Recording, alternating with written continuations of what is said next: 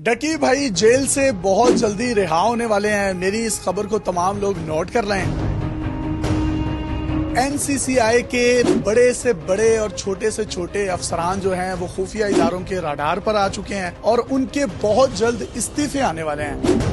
ये खबर जिस दिन मेरी सच्ची होगी तो आज का आप टाइम और आज की जो डेट है उसको आप नोट कर लें। खुफिया इदारों ने जो रिपोर्ट बनाई है उसके मुताबिक तकरीबन 1.5 करोड़ रुपया डकी की फैमिली से लिया गया, जो कि डिप्टी डायरेक्टर हैं, एडी लीगल हैं FIA के। इसी के साथ साथ कुछ IOs हैं लाहौर सर्कल में, कुछ इस तरह के लोग हैं जो कि इस पूरी मुनज़्ज़म करप्शन का एक हिस्सा थे, जो कि इस्लामाबाद में भी थे, मुल्तान में भी थे, लाहौर में भी थे और कुछ दूसरे अजला में थे। ये जितने भी लोग NCCI के थे ये करप्शन करते थे। इस करप्शन का जो एक मखसूस हिस्सा है NCCI हेड क्वार्टर तक जाता था और वहाँ पर बैठे हुए आला अफसरान भी इस हिस्से से मुस्तफीद होते रहे हैं।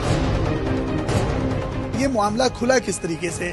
खुफिया इदारों ने एक पूरा मॉनिटरिंग सेल बनाया। इन तमाम लोगों की जो फोन कॉल्स थी, ये नकलो हरकत करते थे, उन तमाम पर मुकम्मल तौर पर खुफिया इदारों ने एक इंटेलिजेंस बेस्ड ऑपरेशन बड़ी खामोशी के साथ इख्तियार कर लिया। एक एडिशनल डायरेक्टर थे FIA cyber crime wing Lahore के, उन्होंने तकरीबन 55 से जायद मुख्तलिफ व्लॉगर्स को अपने इंटरव्यूज दिए, अपने पॉडकास्ट दिए और उसमें उन्होंने बताया कि वतने अजीज के बच्चों को खराब करने में डकी का बहुत बड़ा हाथ है। मैं डकी के कंटेंट से इख्तलाफ करता हूँ, शदीद इख्तलाफ है मुझे, लेकिन अगर किसी भी शख्स को आप इस तरीके से रोंदेंगे, आप उसके जुर्म से नफरत जरूर करें, लेकिन जुर्म करने वाले से आपको नफरत नहीं करनी चाहिए। आप किसी को झूठा, बेगैरत, बेशरम और इस तरह के इल्काबात दें तो इसका मतलब है कि बतौर प्रोसिक्यूटर, बतौर इन्वेस्टिगेटिव ऑफिसर आप एक पार्टी बन चुके हैं, जो कि नन ऑफ योर बिजनेस है and none of your concern है। जब इस मामले पर खुफिया इदारों के सरबराहों को इल्म हुआ तो उसके बाद उन्होंने एक बैठक की जिसमें उन्होंने ये फैसला किया, under the great supervision of field marshal, हमने अगर रियासत पाकिस्तान को एक state of the art technology oriented hard state बनाना है तो इसमें वो तमाम लोग जो करप्शन करते हैं उनको उससे पाक करना होगा। तो अब ये फैसला किया गया है कि NCCIA से इस नेक काम का आगाज किया जाएगा। और मेरी खबर को आप दोबारा ये सुन लीजिए कि NCCI के बड़े बड़े अफसर जो हैं उनके इस्तीफे बहुत जल्द आने को हैं और इनके खिलाफ खुफिया और तगड़ी रिपोर्ट्स जो हैं वो खुफिया इदारों ने बना ली हैं। खुफिया इदारों ने कुछ अफसरान के मुतालिक जो रिपोर्ट्स बनाई हैं उसमें उनका ये कहना है, ये साइबर क्राइम के जो ऑफिसर्स हैं उनके पास जब लोग जाते हैं, कुछ गर्ल्स जाती हैं, उनकी अगर कोई नाजेबा वीडियोस हों या तस्वीर हों वो उनको दिखाती हैं तो बजाय ये उसकी दाद रसी करने के ये उनके साथ जो है अनएथिकल जो सरगर्मियां हैं उसमें पाए जाते हैं और उनकी मजबूरियों के फायदे उठाए जाते हैं। ये बात NCCIA से बढ़ती लाहौर पुलिस के लिए भी एक बहुत बड़े, मैं ये समझता हूँ, एक तूफान का पेश खेमा साबित होगी कि लाहौर के जो बड़े बड़े अफसरान हैं जो ये कहते हैं कि हम करप्शन नहीं करते, पकड़ने वालों ने उनको भी पकड़ लिया है। और अगर वो अब इस मेरे वीलॉग के बाद अपना किबला दुरुस्त करना चाहें तो it is no use of crying over split milk, तब पछतावे क्या होवत जब चिड़ियां चुग गईं खेत।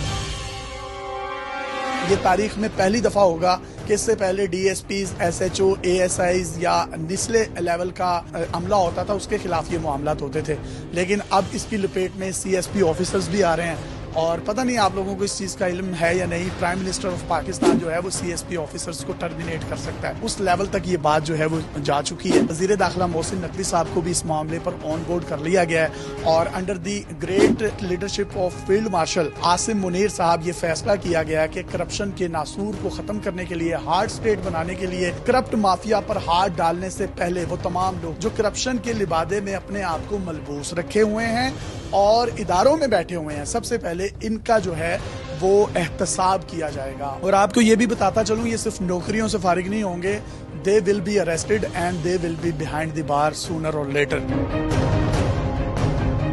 तो आज की इस वीडियो के बाद ये मैं बात कह सकता हूँ कि अगर ये इनिशिएटिव अल्लाह अल्लाह करके किसी ने ले ही लिया है तो पूरे पाकिस्तान को जो है हमारे इन खुफिया इदारों के साथ खड़ा होना चाहिए। और मैं तो पिछले 5 साल से इन लोगों के खिलाफ जहाद कर रहा हूँ। मैं इनकी करप्शन एक्सपोज करता हूँ, चाहे वो कोई भी जमाना हो, किसी भी तरह का जमाना हो। और वो तमाम जो ईमानदार ब्यूरोक्रेट हैं, अगेन मैं आपको ये कहूँगा, जिनके पास सिफारिश नहीं होती, जिनके पास पैसे नहीं होते, जिनके पास जो है माफिया के साथ ताल्लुकात नहीं होते, वो उन तमाम लोगों की जो है ये हक तलफी करते हैं और ये सिस्टम में विराजमान हो जाते हैं। और जो जितना बड़ा करप्ट है वो उतना बड़ा खिलाड़ी कहलाता है। लेकिन अनफॉर्चुनेटली एक अच्छे घर का एक अच्छा ब्यूरोक्रेट, एक अच्छा पुलिस ऑफिसर, वो इन तमाम मामलात से अपने आप को बचाता है। वो कहता है नहीं यार, मुझे अच्छी पोस्टिंग नहीं चाहिए, क्योंकि पोस्टिंग पर जाने के लिए करप्शन करनी पड़ती है। और बहुत से लोग ऐसे हैं सिर्फ करप्शन की वजह से ही वो चार्जेस नहीं लेते।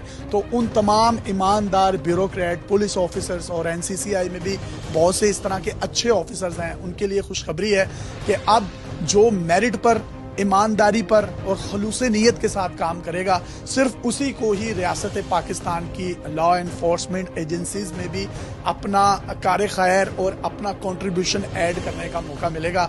और ये तमाम का तमाम मामला आला सतही एक खुफिया मीटिंग में हुआ है, जिसमें खुफिया इदारों के सरबराहों ने आपस में सर जोड़े और उसको लीड कर रहे थे फील्ड मार्शल आसिम मुनीर साहब। और उन्होंने ये क्लियर इंस्ट्रक्शंस दी हैं कि ज़ीरो टॉलरेंस होगी करप्शन पर और इस तरह के लोगों को निशाने इबरत बनाया जाएगा। अपने मेज़बान यासिर शामी को इजाज़त दीजिए और देखते रहिए। अल्लाह हाफिज़।